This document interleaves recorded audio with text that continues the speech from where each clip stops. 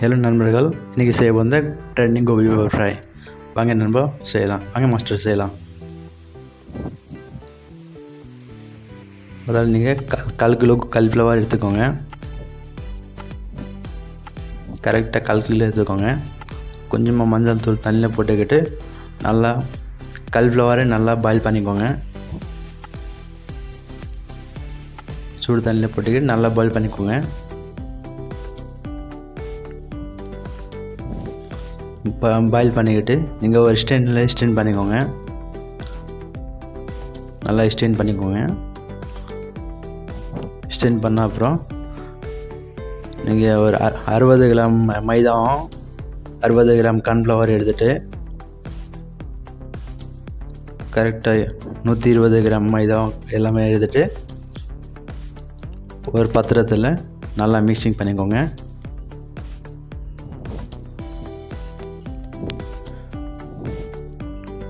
கொஞ்சமாக பெப்பர் போடுங்க. லைட்டாக சால்ட்டு போடுங்க. போட்டுக்கிட்டு நல்லா ஒரு அளவுக்கு தண்ணி ஊற்றிக்கிட்டு நல்லா கலக்கிக்கோங்க.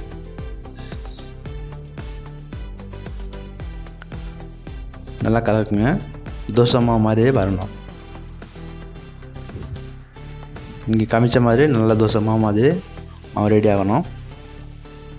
அப்புறம் கோட்டிங் நல்லாயிருக்கும். அப்புறம் பாயில் பண்ணது அதை காலிஃப்ளவரை மொத்தமாக கொட்டிக்கிட்டு நல்லா பிசைஞ்சுக்கோங்க. காமிச்ச மாதிரி நல்லா பிசைஞ்சுக்கோங்க. பிசைஞ்சிக்கிட்டு ஆயில் ஃப்ரை பண்ணிக்கோங்க. நல்லா ரோஸ்டாக ஆயில் ஃப்ரை பண்ணிக்கோங்க.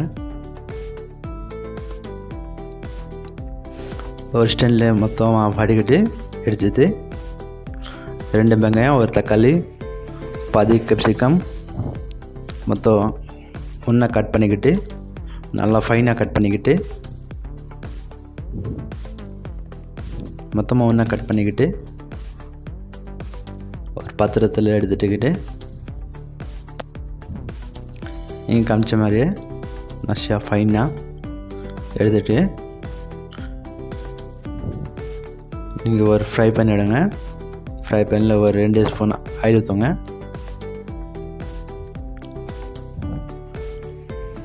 கொஞ்சமாக இஞ்சி கார்லிக் பேஸ்ட்டு போடுங்க. கொஞ்சமாக காமிச்ச மாதிரி போட்டுக்கிட்டு லைட்டாக சூடாகணும்.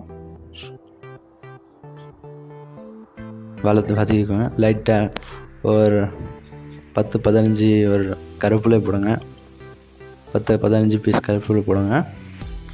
அப்புறம் வெட்டி பச்சை தக்காளியும் வெங்காயம் கேப்சிகம் மொத்தம் ஒன்றா போட்டுக்கிட்டு நல்லா ஃப்ரை பண்ணிக்கோங்க. ஒரு 2 வத்தல் போடுங்க. ட்ரை சில்லியும் ஆட் பண்ணிக்கோங்க. ஆட் பண்ணிக்கிட்டு இப்படி ஒரு நல்லா ஃப்ரை பண்ணிக்கோங்க.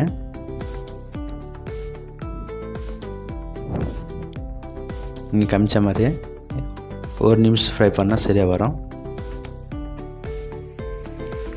1 நிமிஷம் ஃப்ரை பண்ணிக்கோங்க. அப்புறம் சால்ட்டு 3/4 ஸ்பூன் சால்ட் போடுங்க.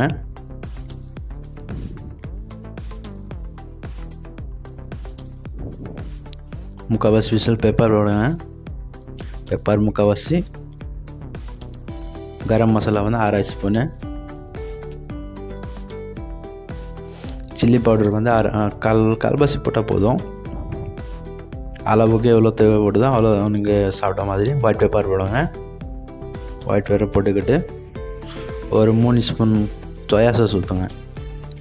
கரெக்டாக 3 ஸ்பூன் சோயா சாஸ் ஊற்றினா டேஸ்ட் நல்லா வரும். பார்க்குறதுக்கு கலர்ஃபுல்லாக இருக்கும்.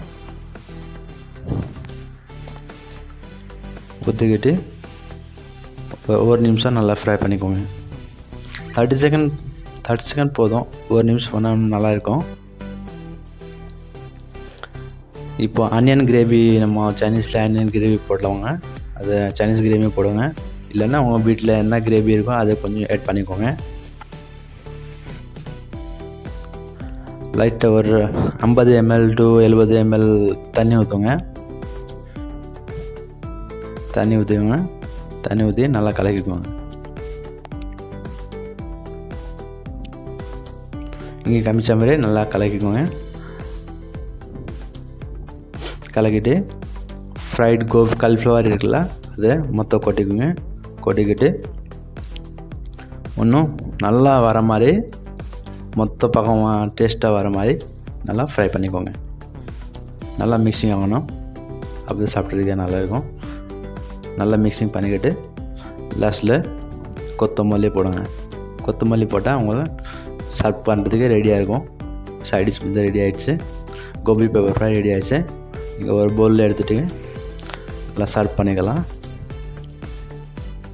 பார்க்குறதுக்கு ரொம்ப அழகாக இருக்குது, சூப்பராக இருக்குது, டேஸ்டியாக இருக்குது,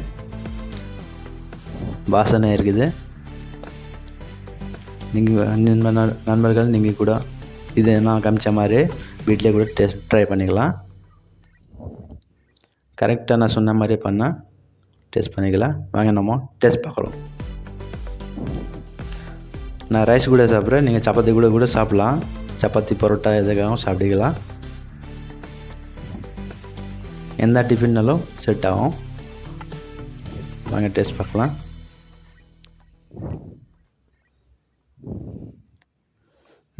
நல்லா இருக்குது, அட்வைசபுளாக இருக்குது. நீங்கள் டேஸ்ட் பண்ணி பார்க்கலாம். தேங்க்யூ. சப்ஸ்கிரைப் பண்ணுங்கள்.